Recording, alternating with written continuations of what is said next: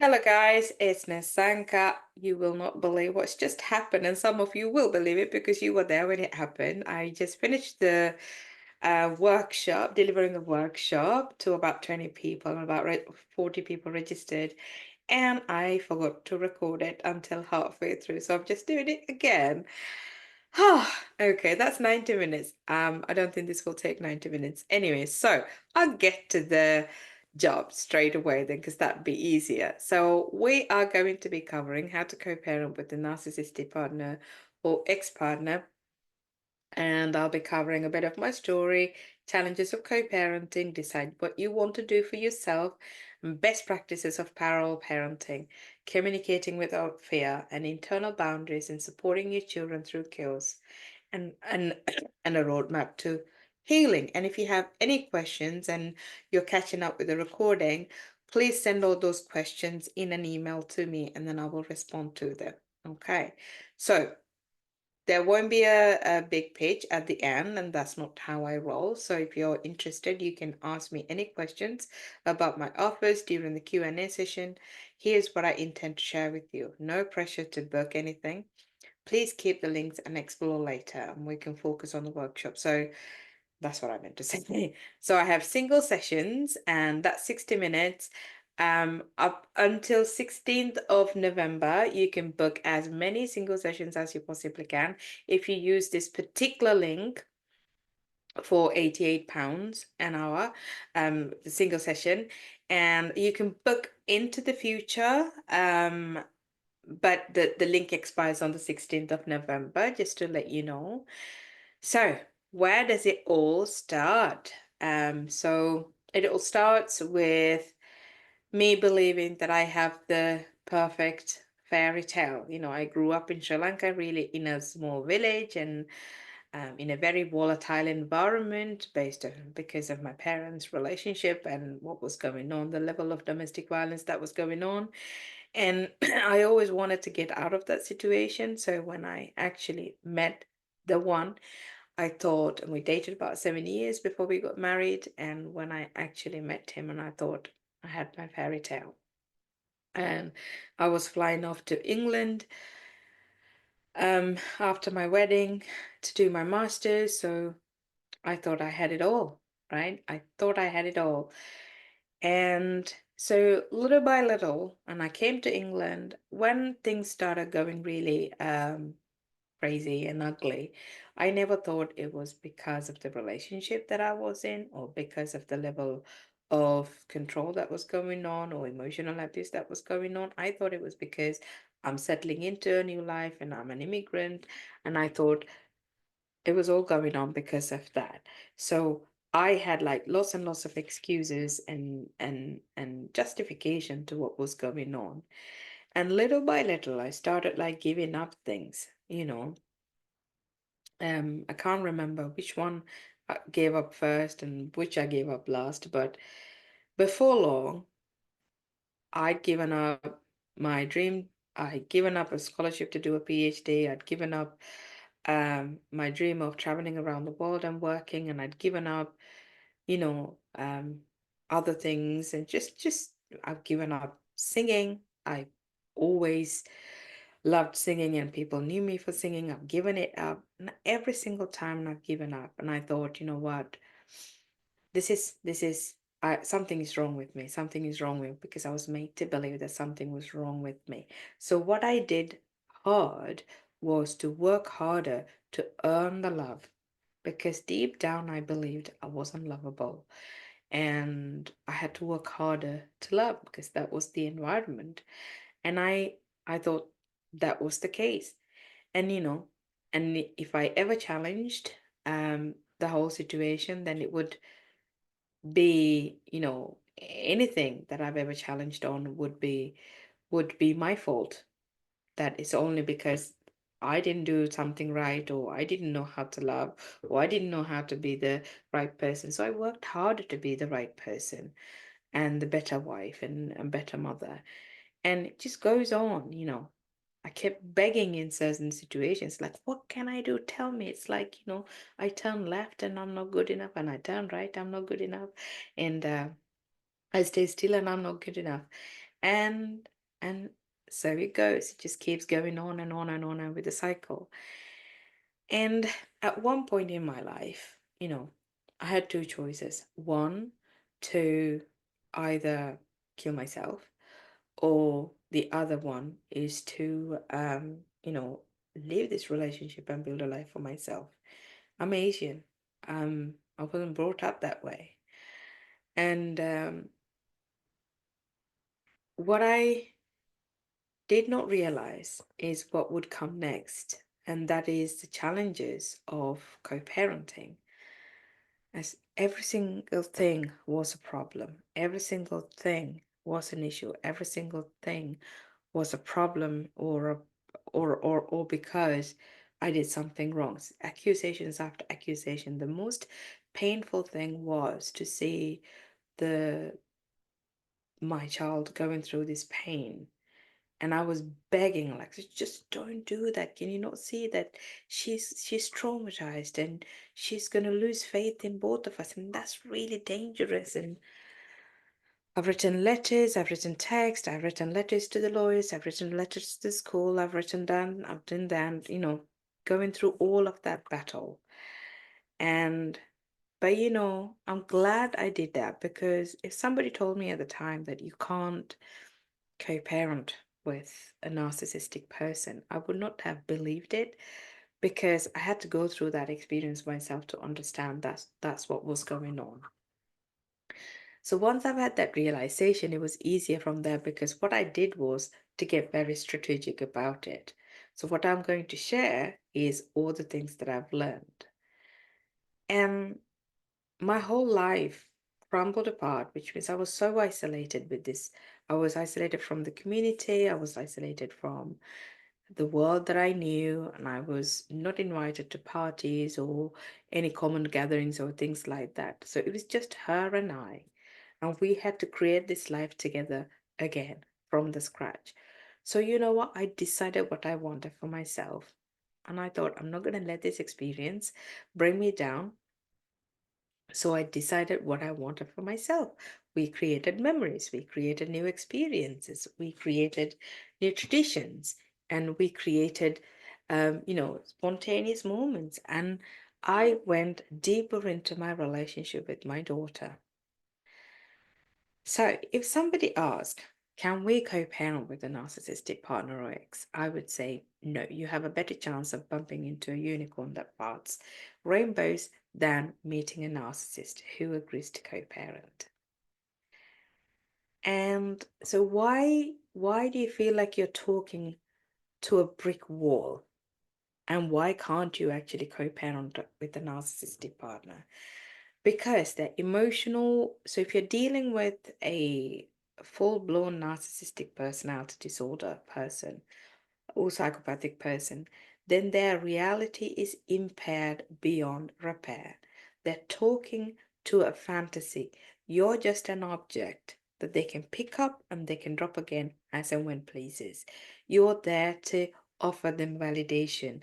They are communicating or interacting with somebody, a character in their fictional sort of defensive kind of fantasy story. They're not actually engaging with you, right? That's why you're not heard and you're not seen, you're not empathized, and that's why you go through this experience.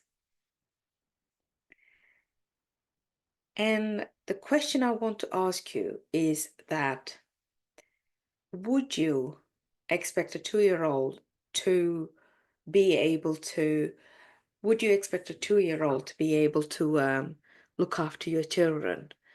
Because in essence, the narcissistic people's emotional capability is stuck at the age of 2 or 9. Because some people are capable of basic care, right? But their emotional maturity has stopped at the age of 2. So would you expect to have a better conversation with a 3-year-old about your children? Would you expect a 4-year-old to be able to understand what your children need? So it's the same thing. Narcissistic people are toddlers in adult bodies, or babies in adult bodies. Their emotional growth has stopped. So that's a perception I want you to have, right?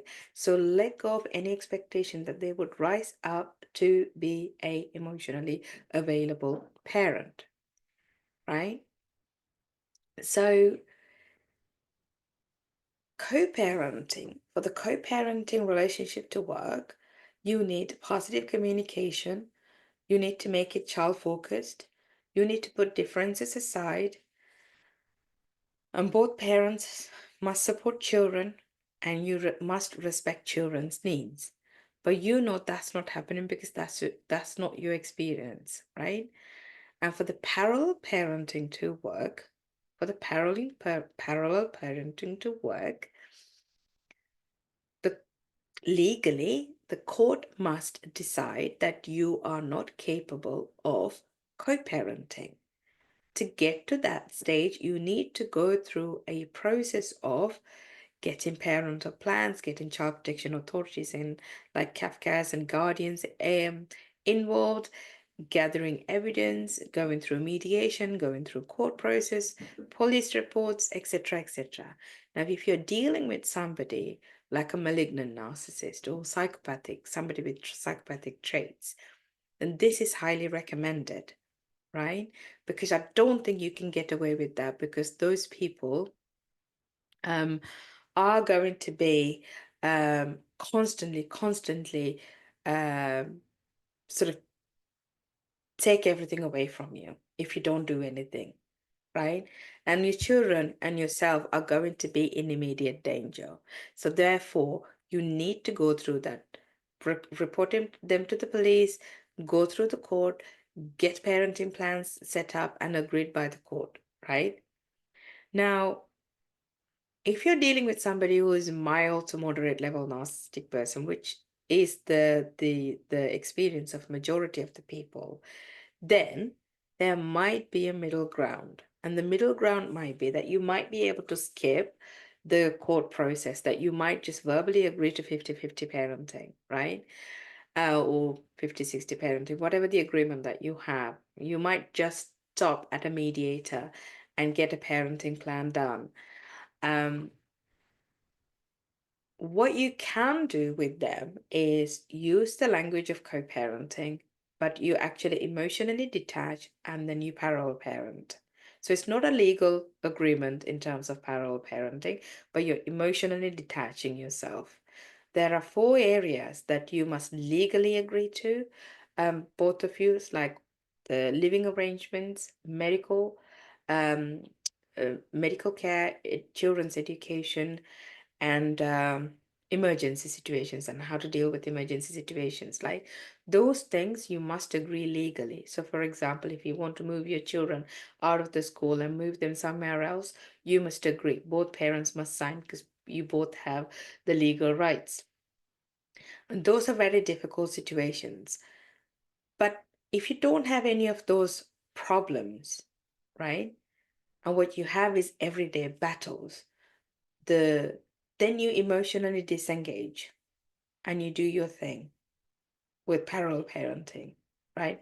You don't have to ask permission to send your children to a party. You don't have to ask permission to buy clothes for your children. You don't have to engage in communication like that. You can just do your own thing and yeah, use the language of co-parenting.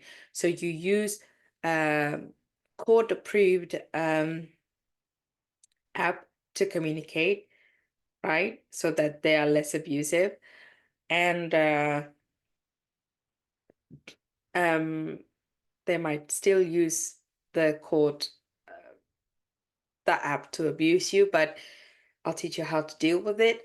So, yeah, so you go through that process, right? So it's up to you to decide what you want for yourself. It is up to you to decide that what you want for yourself. And imagine that there is so much like prejudice against the family court, and rightly so, because, but you also need to remember that, you just need to focus on your children, manage prejudice against the court process, because professionals are also working within their training, legal framework, and organizational policies and procedures. And, you need to establish some rapport with them and treat them with respect, and don't overreact with them. Don't show your emotions with them. Stay composed going through this process if you want to leverage it for yourself. Okay? I'll show you roadmap for winning the parallel parenting. You need to recognize the patterns of abuse, document document them, document interactions, incidents, past incidents, everything. Just focus on the facts. Notice emerging patterns. Show your patterns of behavior. Show these patterns of behavior. Build emotional resilience and composure. This is when you need the help. And then present evidence and patterns of behavior to the court. And you go through this cycle over and over and over and over again until you get to the parallel parenting agreement by the court, right?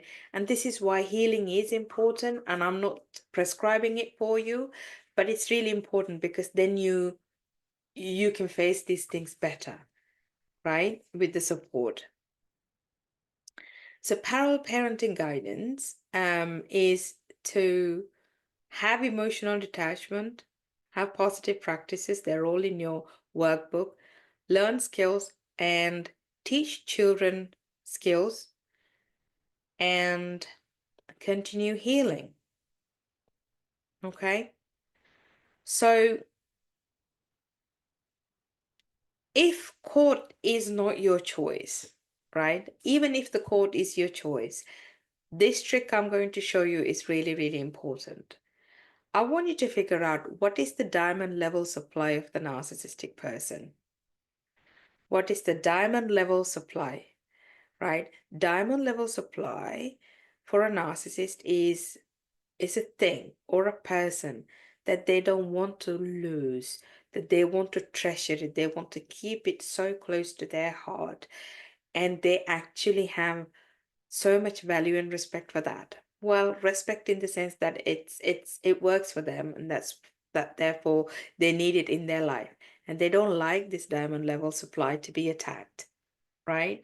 So if you can find out what this diamond level of supply for them, you can ethically manipulate the manipulator in the sense that you can actually corner them to a place where you leverage negotiations, right? Now, it could go either way. So you need to make sure that you are composed and you are competent and confident and you're not feeling fearful anymore. And you have a really good supporting network when you do that, because it could go either way. It could actually, if you're particularly dealing with somebody like a malignant level narcissist who has money and support, money and power, it could go wrong for you. But equally, the money and power and being in public eye could also mean that that diamond level supply is a lot more visible to you than it would be with someone else. So just figure out what this diamond level supply is for you, for them, and you can use them to leverage for yourself, right? And another option is, third option is, you just keep taking the punches. It's gonna hurt you, and you will end up being ill and giving up your choices and the things that you want to do in your life. But,